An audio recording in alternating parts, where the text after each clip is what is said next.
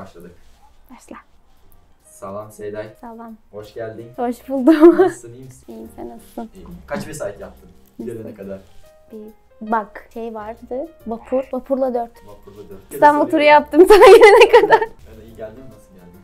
Geldim işte tam trafik saati olmadığı için. Birinci başta bizlere özünü tanıt. Son aslasda radyolojiye doğru gidemiz. Sen Türkçe gittin, ben hem Türkçe gittim. Ben Seyday, Türkmenistan Lebap'tan yaşamaydım ben. Tahmin edinler. Serdar bilen Tasarı'da tanıştık. 2 yıl oldu, 2 yıl bundan ön. Egzamine tayarlandık. Ben başka bir üniversitenin egzaminine girip İstanbul'da Sağlık Bilimleri Üniversitesi, Devlet Üniversitesi bu arada. Orada bölümümü kazandım. Radyoloji teknisyeniyim. 2 yıllık bölümüm.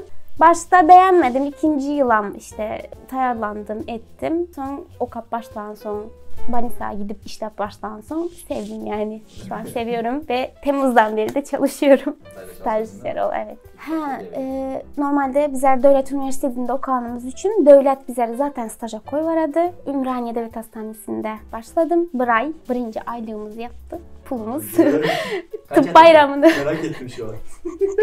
Ay değil mi? Ay. Ama o zamanlar haftada bir kere gidiyorduk. 52 lira.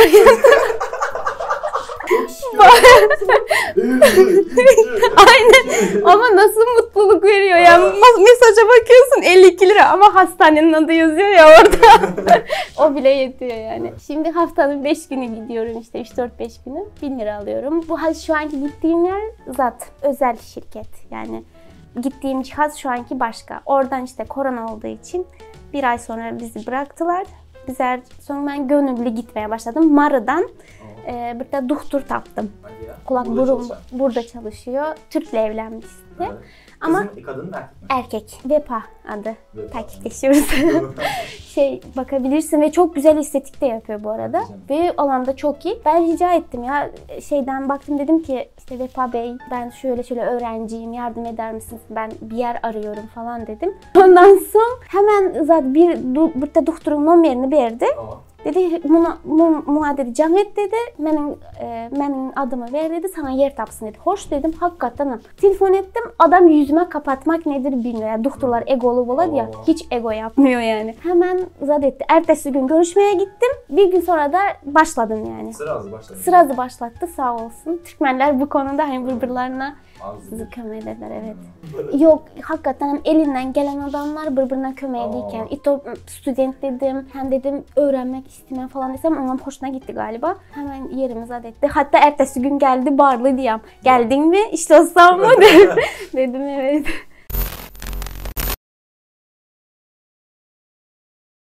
Şimdi radyoloji bölümünde okusan. Radyolojinin Rusçası ne oldu? Rusçası. Yok. Özün bölümü hakkında bize birçok bilgi ver. Radyolojide 1. yıl mamografi, röntgen, kemik ölçümü, panoramik yani dişçiye gittin mi hiç?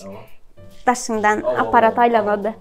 1. yıl şu zatları öğreniriz. 2. yıl radyoterapi, nükleer tıp, MR, fluoroskopi. Fluoroskopi aslında damarların içine girip görüntüleme yapıladı. Anlayabilirsin onu. Alet tutulması bir şeysin. Cihaz var. O da işte panoramik tek deşiğinden dönedi. Ama işte sıvı içecek içesen. Hadi canım. Sıvı içecek içesen o aynen oturan vakti damardakiler parlıydı. Düşündün mü? Yanından öten vakti görüntüde parlıydı. Ona fluoroskopi dediler. MR'da yumuşak dokular. Mesela beyin, göz, guatr, yani yumuşak doku dediğim işte dalak, böbrek. Onları görüntülemek için koja rakıb olub bilədi, guatr rakıb olub bilədi, beyin rakıb olub bilədi, kan rakıb olub bilədi. Bunları MR'da görüp biləsən. MR'da görəsən? Bir də görəsən bunlarda. Tomografi kemikler, süməkli alanların yerleri. Mesela akciğerin öpke deniz mi? Tamam işte öpkene falan çeken vaktik onlar daha iyi gözüksün, hava, boşluk daha iyi gözüksün deyip bilgisayarda tomografi çekerler. Röntgen en kolayı inansadı.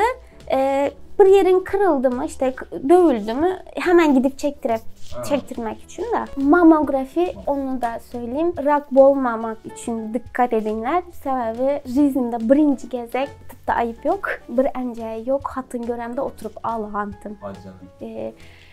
enceyini aldıran ve hala rak devam ediyor oturantı. Hani öbürkiye sıçrayan. Pres edesen, mesela 2 tane şundak makine var, enceye koyasan, basasan, o şimdi hareket ededi. Mesela şundak koyasan, hareket edip oturan vakti görüntüsünü aladı.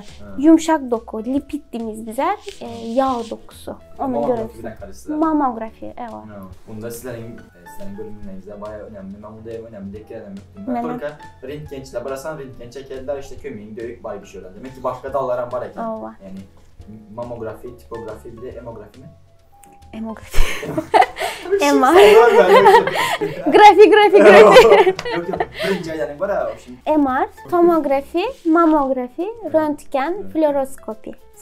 Şimdi fluoroskopi damar, tipografi kemik, röntgen. Röntgen hem kemik ama daha böyle mesela 5 minutta çıkmalı. Kırık çıkık. Tez işi hızlandırmak. Mamografi yemişim. Mamografi dünya işte meme kanseri, ne dediler? Emcek rakı için. Dünya şu niyetle kullanılmıyor. Dünya şu niyetle başka hiç kanak edip mesela röntgende görmeniz adını tomografide görmeniz adını MR'da görüp bilesen ama bunların hiçbirinde mamografide görmeniz adını görebilmişsin. O da yumuşak yağlar. Dünya lipid akaride. Tomografide beyin kanama var mı deyip karidiler mesela. Akciğerde mesela hazır Covid olasana. Normalde doktorlar çubuk falan sokup oturmadılar. Hazır direkt tomografiye koyarlar. Tomografide akciğerde bir sürü pnömoni çıkardı. Pnömoninin sigara içen vaktin akciğerde bulantı oladı. Şu bulantının köp hali olunca işte Covid hastalar geledi hazır. Öksüredi. Normalde hazır grip olsan ama hani Covid deyip kaçarlar. Biz onu dayanmaz. Görüntü yakarımız Covid mi? O hemen önlüğümüzü çıkaramız, eldivenler çıkaramız, dezenfektanla kaytaldan giyinemiz. Var mı peki Covid? Gelenler mi? Çok. Günde ne yapayım? Ne işte çıkardık Covid'lerde ortalama.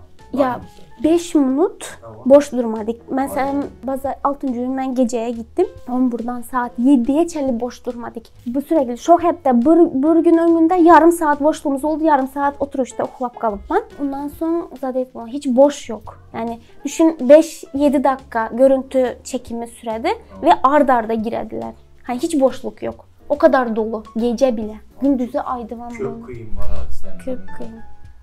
Bilgisayar tomografide şu akciğerdeki boşluktaki pnömoniyi göremiz. Hazır mesela iş görüşmesine gidesene mesela son işte sağlık raporu çıkartmalı. Soruyorlar işte sigara içiyor musun? İçmiyorum desen orada işte direkt röntgene koyarlar. Röntgende de gözüküyor. Yalan geplerin çıkan orta. O yüzden direkt aynı vermeli sigara içiyorum dedim.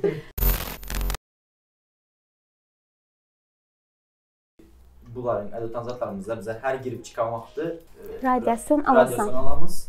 Bize özümüzün aslında sağlığımızı görkezmek için bir taraftan sağlıktan en bölemiz. Aynen. İşte yani minusda bulamaz mı selamı? Radyasyon geledi bize de. Minusda bulamaz mı? Poliste bulamaz mı yani? Karayinde bu hem tanı ve tedavi dedik değil mi? Hem liçeniye dedi hem kesiledi. Mesela radyasyon köp alsan kanser bulasan ama mesela ettim ya radyoterapide az radyasyon versen raktan kurtulasın. Zeherin mesela azı kar çoğu zarar. İşte dermanlar zeherden buladı. Bu yanlışlıkla aslında radyasyon güneş ışığında var. Kozmik radyasyon.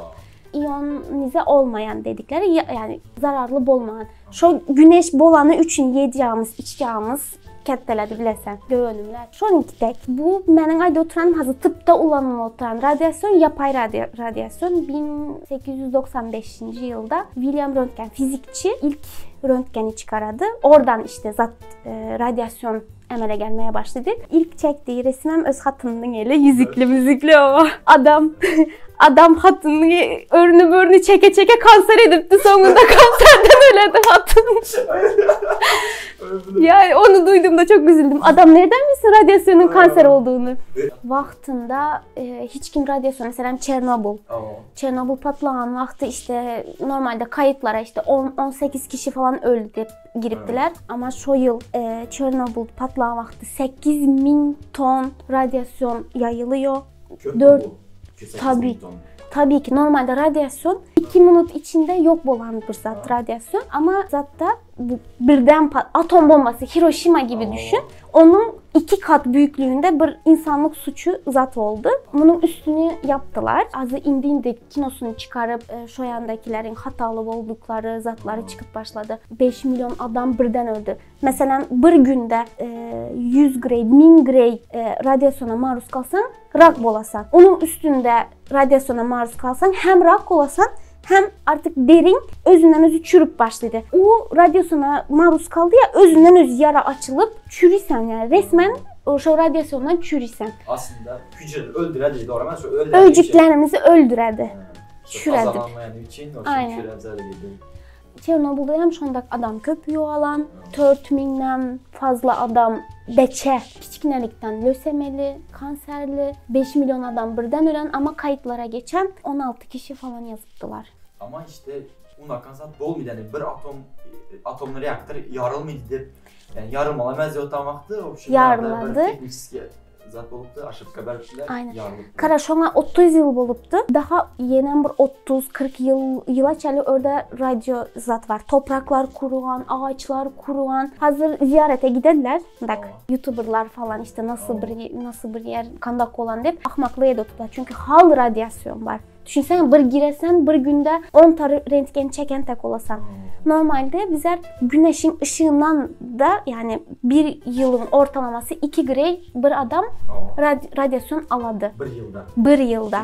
O bile büyük bir şey. Yani çünkü hazır radyoterapide ben sana aytdım ama beyindeki kanseri öldürmek için bir hasta bir ay gidedi günde. Mesela 60 grey radyasyon versen şu öcük öledi. Rak öcüğü öledi. Şunu bir ayda bölediler. Günde 2 alasan, 2 grey alasan öcüğü öldüresen. Düşünün bir ayda kanseri. Birden versen adam gitti.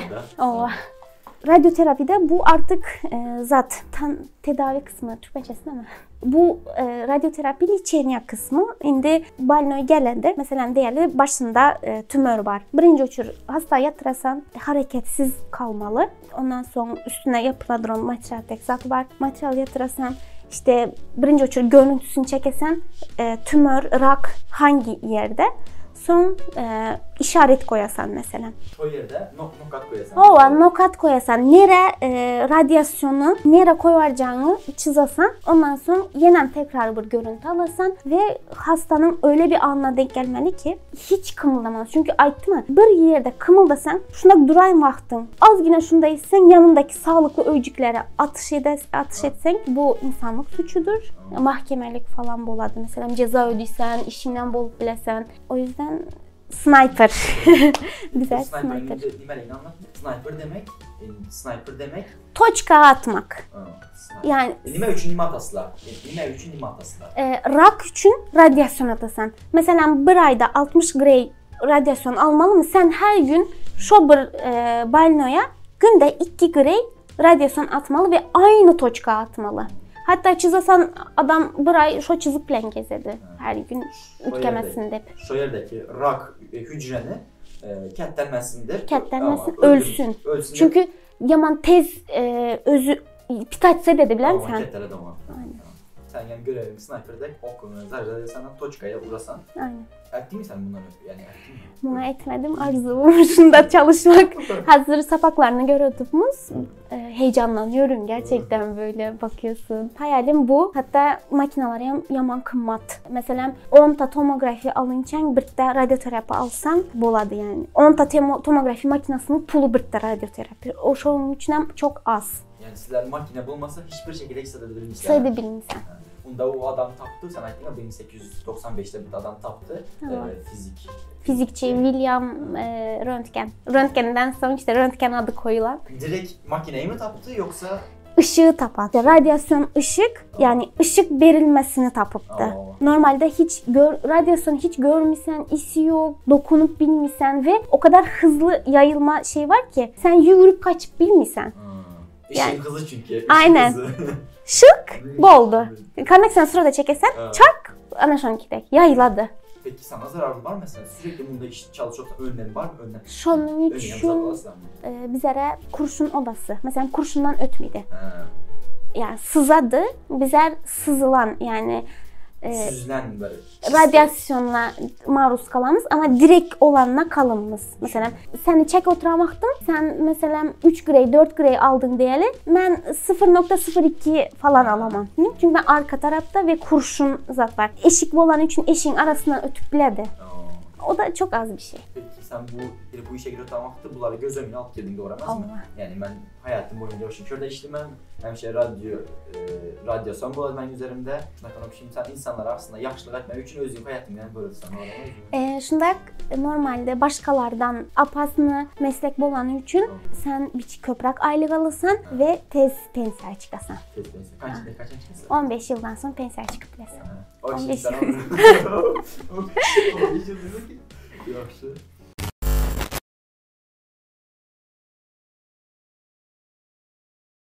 Aslında her yerde radyasyon var. Dediğim gibi güneşte bile kozmik radyasyon var.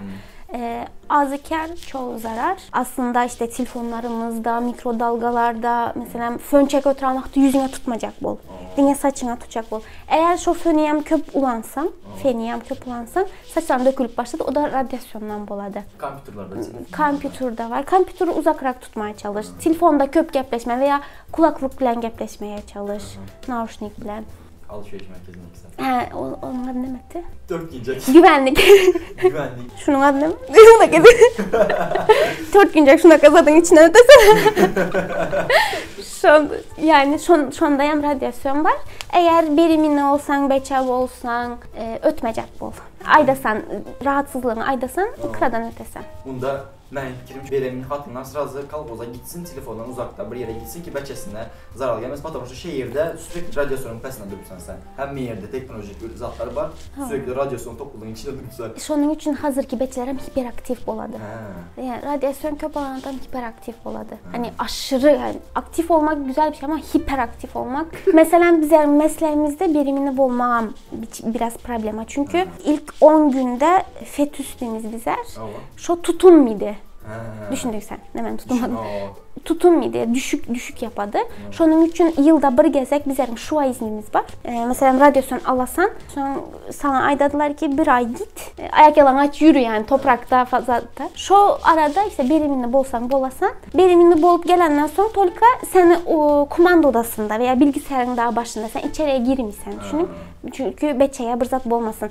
Ya kanser bolup doğuladı ya yan düşük yapadı. Hiçbir şekilde zat bolup kalmadı yani. Ben inanılmam. Görme. Sen o zaman zaten Covid'e mi namide olsan? Covid'e mi namide olsan? Çünkü bolmadın. İşte ben ikisini birbirine benzedemem. Çünkü Covid'i hem görmedik, geçirmedik. Kanak desem kokusu yok, dediğim gibi görüntüsü yok. Adam inanmakta zorluk çekerdi. Radyasyon hem şu anda işte vaktinde aytdım ha William Röntgen her gün hatının elini, örnü, börnü çekmekten hatını rak edipti. Yani zararı var, bize görmeyenimiz için zararsız de fikir edemiz. Ben şutka üçün ettim prostatikte, birçok konu açılsın diye. Yani ben inanamam radyasyona, inanamam Covid'e, inanamam. Danı, elin demezden, например, sen aslında sağlığını bardatmak için gidesen radyasyon çektiresen aslında bir taraftan zararlı ya. Çözüp olam ki senin bitirince ileride şunakan radyasyon makinesi çıkardı, hiçbir şekilde sana zararı olmadı. Sen şuna inanırsan mı? İnanın ben çünkü Çernobıl'da izini toplama için mesela orada yerdeki taşlar bildiğin atom çekirdeğinin işte radyoaktif yüklü radyasyonlu bir zat oladı. Robotları koyaradılar işte temizlemek için. Robot 2 saniyede öledi. Hadi canım. Duradı yani teknoloji bile duradı. Dünya adam. O da nasıl Allah bize şunak yaratmış. Mesela ben sana aytdım ha öcüyü öldüremiz kellemizde de. Öldüresen son beyinde bir alarm boladı. Şurada şu öcük öldü, bunu geliştir. Son öcükler gelişmeye başladı, sağlıklı öcükler gelişmeye başladı bu sefer. Adam mesela bize radyasyon alamız ama şunu atıp bilemiz. Çünkü güneşten alan radyasyonumuzu atamıza, unuyam atamız tolika köp yüklü olmalı. Şunun için Çernobıl'da 10 minut koyaradılar, beçeleri aladılar. Koyaradılar, aladılar. Çünkü 10 minutta alan radyasyonu atıp bilesen, en az 2 ay, 3 ayda atıp bilesen, adamın organizması şuna yatkın. Hücreler kaçan az bölünmeye başladı. Mitoz fazı dediğimiz bizler bunlar. Beçelerde ve karılarda köp boladı. Aslında mitoz fazı öcüklerin yenilenmesi. Beçelerde beçələr kəttəlməli, ösməli ya, şunun üçün köp salgılanır ve şunun üçün bizə beçələrə, mən 2 qrey zat bilən radyasyon alsam, beçələrə bizə şunu 0.7 verəmiz, az verəmiz. Çünki mitoz fazı köp bölünən üçün zarar verməsin deyə. Karılaram itoşondak. Çünki kemiklər əriməyə başladı. Mitoz fazı çok çalışıyor. İşte kemiklərim zayıf olan üçün radyasyon ışığı gələn vaxtı soğuradı kemik. Son zararlı olup başladı. Aslında mitoz fazının salgılanmadığı dönem işte 30 ile 40-50 arası. Demek ki ters çalışıyor. Yani mitoz fazla olsa demek ki radyasyon köp alasan. Köp alasan. Mitoz çalışmasa az alasan. Düşündüm. Sonraki tek. Bunda 20'de 30'a çeldi çalışmıydı. Çalışmıyor demez. Çalışadı ama az çalışadı. Köp salgılanmıydı. Peki bizler sürekli üstümüzdeki radyasyonu atmak için nelerdi bilemiz özümüzün elimizden gelen içeride. Buna kazat inanılır bir şekilde değil de en azından. Meslek yalanı diyen Bursa'da bilemsen. Bizlerin hem meslek yalanımız var. Ayran iç. Ayran. O ilk aklıma geldi. Rentgen falan çektirsen ya mesela kə vaxt yanlış çekim boladı. Yani kə vaxt kəbirlərin organları kətdə veya küçük oladı. Mesela mən bir akciğer çekendim. Akciğer o kadar uzundu ki 2'ye bölüp çektik yani. Adam B'ye götüremem, pesi çıkmıydı. Pese düşüremem, B'yi çıkmıydı. Kameranı uzakta koysak mı olacak? Ay tamam kameranı uzaktan bulsan da çeken kaset şundak da bundak olan son zat oladı. Sığ mıydı? Kasete sığ mıydı? Son 1-2 çekim yanlış bu zat oladı. Adamı hafiflettirmek için yani strese girmesin de baran son ayran hoş mu? Yok bar. Ayran bağışıklığımızı güçlendirdi. Bağışıklık güçlense ne mi bolsayam yenesen bilesen. İşte bağışıklığımızı güçlendirmek için sürekli yapmamız gereken bir şey var mı ne zaman? Bağışıklığımızı güçlendirmek için hem şey etmeli gereken bir zatımız var mı batam işte biçi bolsayam bir güçlensin ki prostat radyolojiye bağlamak bunu. Herhangi bir şekilde bağışıklığımızı güçlendirmek için neler etsek oladır? Yemekte, içmekte köp hareket etmeli. Yemekte, içmekte dediğim hamurlu zatlar yemelemez işte kızartma. Ya yenler hem zattan yenler veya az yenler. Kanak desem su içmeli. Mesela ben yanımda yanbar hazır görsen zat maydanozlu falan sularım var. Limonlu. Bu kanak desem bağışıklığı güçlendiredi. Arıklama için, zat için emez. Bağışıklığı güçlendirmeye hazır COVID var. Şuna karşı bir şekilde zat olmalı. Limon, sıvı, mesela radyasyonda sıvı önemli. İçen seyli su içip köp tuvalete çıksa, mesela nükleer tıpa çekime giden vakti şuna aydadılar yani 2 litre 3 litre su iç, testis sildiler yani. İçin boşaldısan şunda gidedir radyasyon. Ama bu bir günde 2 günde gitmiyor yine ya. Bunda radyasyona gidecek vaktim. Elimden gelmese içem gidin ben. Elimden gelmese gerçekten içem gitmek. Hazır ayttıma doktorlar ansadına kaçadı. Tutup muayene etmektense direkt koyaradılar. Gidesen radyasyona içsen. Sizlere koyar, sizlere pasta eder. Aynen. Sizlere narda cildi. Böyle. Ya 5 minut oturma için arzu edemiz yani oturamakta falan. Sizlerden var mı ki acaba şu an radyoloji doktoru, tamam mı artık profesör, özünün pulunu toplayıp özünün öyünde radyoloji zatlarını açıp makinelerini alıp işte otanlar var mı ki? Hem için uğraşsınlar 15 yıldan sonra emekli pensiyaya çıkardılar. Pensiyasını yapıyorlar adamlar. Ben hep zat bilen karım ben kanıysam. Böyle tıpla bir adamın sağlığı bilen uğraşan adamların hiçbir şekilde pul bilen ilişkisi yok diye sürekli yaxşı bir niyetle karılar da fikir eden adamlar tıpa. Ama sen gene senden 15 yıldan sonra pensiye çıkamadın beyin insanlara. Ama düşünsene hazır dünya en köp aile oladın onlar doktorlar. Sen hiç kimin unakan yok kömeği demen geplerine inanma yani. Hay kömeğe mi desen ama yanında yaxşıyan pul alasan sonuçta. Yani onda doktor bu atamıyor. %90'ı pul içinde. Yok niyetlerinin %50'si pul için olsa tamam %50'si yam kömekleşmek içindir. Toka gerçekten hakikaten kanıtsam yaxşı. Mesela staja gittim. Aytdım sana bilgisayarlı tomografide görüntü çekecek vakti avariyadan. Hala indi avariya olup gelen kanak oturantı kellesinden. Ben gördüm elim ayağım titredi bilemsen. Şu adama sen kömeği desen. Kanak yaxşı bir çustva. Məsələn, yaşlılar gələdi, yoğun bakımdan gələn hastalar oldu. Görəsən, mən şunun üçün nə edib biləmən. Az radiasyon verib, yaxşı işte görüntü çıxarıb doktora verəsənə. Şunu hani doktor yaxşı görüb bilsin. Həmmə zat aslında bizlərin elimizdə. Sən görüntüyü yaxşı çəksən, işte doktor nə mən soradı, beynimi soradı. Beyni sən bulanıq çəksən, tekrar koyvaradı. Bu sefer radyasyon alasan. Hər gəzək radyasyon otursa kanser oladı. Birinci bizlərin elimizdən keçədi onu tek. Sən şu an adama kömək edirsən düşün. Hem onu düşünəsən, hem özünü düşünəsən. Çok teşekkür ederiz. Köp gelen için sana köp spasiba. Senin hem eğer seninki tek pilotan başka uğurlardan tanışların var olsa çağır. Yine şöyle hemimiz faydalanalım. Pilotan satın ikisizde köpünüzde ölünçede alıp gitmeden ikisizde paylaşalım.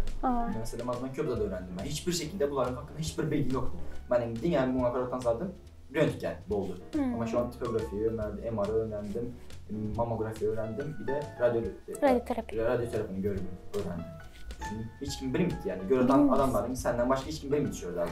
Yani o kadar adam olsa o pilotandırdan başka hiç kim bilmedi. Gerçekten teşekkür ederim sana geldiğiniz için. Aydasın gelen zaten var mı bizlere? Yani zaten ayıtacak zaten hemesini ayıttın. Ayıttım. Hakikaten okuyacak olsalar zaten olsalar dediğim gibi sana yazsınlar. Ben kömek edesim gələdi bilən çünkü okasınlar işləyəm. Həmişə mənə Instagramdan soruydilər üniversitetimi, bölümümü, qandaq girdin. Bu sorulara cevap almak için Serdar'ın videosunu izlədilər, komentariya yazasılar. Mən oradan cevap verəməm. Spasiba.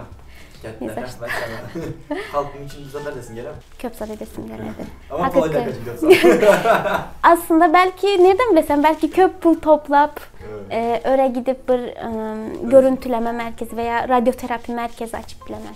İnşallah ya. Pul gerek. Kaç gerek? Milyonları desem. 2000 dolar. 50 yıla ben toplarım ya. 50 yıl. Fakir hesabı oldu bu. Tamam.